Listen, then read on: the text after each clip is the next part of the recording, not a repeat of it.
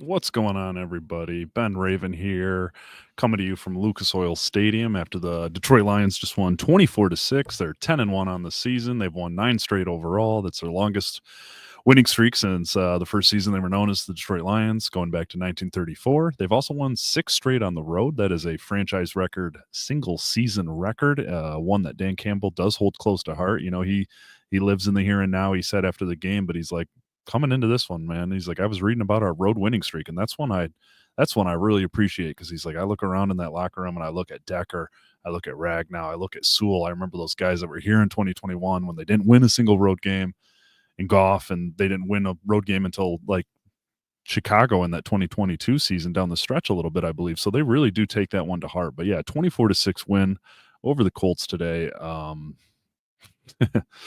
I like that comment. I mean, it wasn't a dominating day on offense, but they controlled the pace. They did what they wanted to do. They continued to successfully run on third and mediums, third and longs. I mean, the running back duo. I mean, even if they don't blow up for 300 total yards and stuff, they still have 3 touchdowns, help them control the game. Gibbs flashed his ability to go between the tackles that he has continued to do since his rookie season. I mean, he is a pure all around running back. And don't ever forget that, no matter his pairing with David Montgomery, who handles a lot of that dirty work. But Gibbs was awesome today.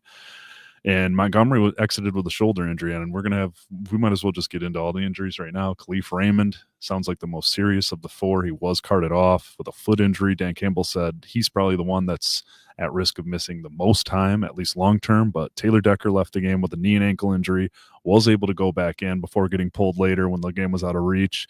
He told reporters in the locker room that I don't know if I'm supposed to say that, he said, but I plan on playing Thursday. That's my plan right now. He seemed very confident in that. Talked to Carlton Davis, who exited with a knee injury. He's already playing with a broken thumb suffered in the last week or so. And he's like, I'm here talking to you on 2 feet, walking around. So I'm confident he's going to go on, undergo treatment tomorrow, see how he is. And David Montgomery exited with a shoulder injury, did not return, but was spotted on the sideline, helmet on, was not leaving Ben Johnson, Scotty Montgomery, or Dan Campbell's pocket there to end that game. Did not get to see him in the locker room myself personally, but Dan Campbell said it best. He's like, Raymond's the one of those 4 that I'm concerned about the most long term, but I don't know, because guess what? The Lions are 1 game into their 3 games played in 11 days. They play the Bears coming up on Thursday on Thanksgiving. That's a quick turnaround. And he's like, I don't know. He's like, no matter how confident I feel about them right now, I don't know if they're going to be able to play on the short week, But I mean, obviously that is concerning, but there's a reason why you don't hear a level of concern in my voice, because this team has like mastered the ability to turn coach speak and that next man up mentality into reality. Because once again, the defense was awesome. I mean, you've got a starting defense of guys that are out for the Lions this week, and this week it was the first game without Anzalone. Terry and Arnold did not travel with the team due to a groin injury, and they just capped off 10 straight quarters without allowing a touchdown. That dates back to Houston. It's the first time since 1999 they've gone 2 straight games without allowing a touchdown. And while there were some cracks in the defense those first 2 drives, I mean, 20 plays, 131 yards. But the only stat that matters out of that, 6 points allowed. 2 red zone trips for the Colts today, settled for short field goals.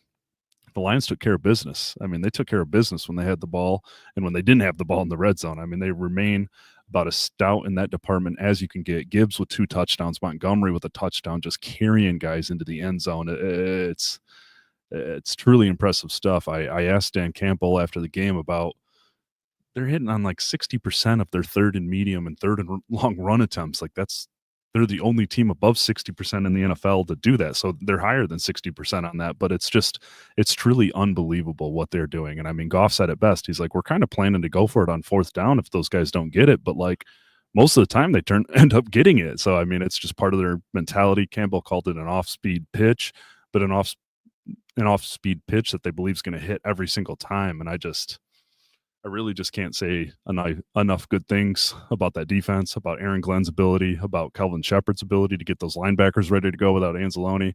And I know Kendall Vildor took some shots today downfield, but like Anthony Richardson finished 11 of 28 passing, and he only had 60 or 61 rushing yards, and 35 of those came on the first series. So you've got to feel good about the defensive showing today. I mean, good. You should feel great about the defensive showing today, because the Lions are playing like a Super Bowl team. They have been all season, and it's kind of continued on. I mean, 24-6, no touchdowns allowed. I mean, you give up 131 yards on those first two drives and you hold them to 2 field goals. I mean, that is that is adapt and react. And I just, like I said, it's a ton of defensive players out for that group.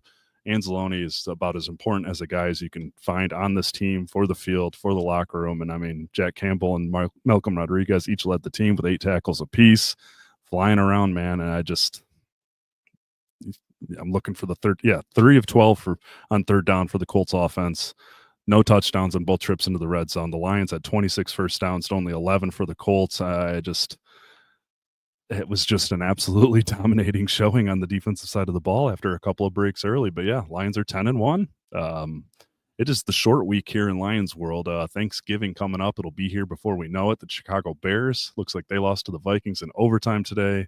But even with the Lions at 10-1 and rolling 9 straight, 6 away from home, the Packers and the Vikings are not going away. So as normal as this feels, as boring, I don't know. You guys tell me, was today's win boring? I was talking to a couple guys in the press box like it's just like you can't find anything too brutal to say about this team. And even when the major injuries stack up and stuff like that, my confidence in this team is not lacking at all. I mean, it's only going forward and forward and forward. And 2 more games here, back-to-back Thursday games, a divisional test against the Bears, turn around, get the Packers at home, and then we'll see. I mean, those are 2 meaty games inside the division. The Vikings and the Packers are right there. They're not going away, but the Detroit Lions are not slowing down when they've got a defense playing like this and an offense that is the most versatile and at times the absolute most lethal unit in the NFL.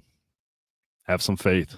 I'm going to get out of here. Got some work to do. It's the short week for me too, but thank you guys. MLive.com/Lions. Check out our Subtext Insider texting service if you want me in your life a little more. Ben Raven signing off.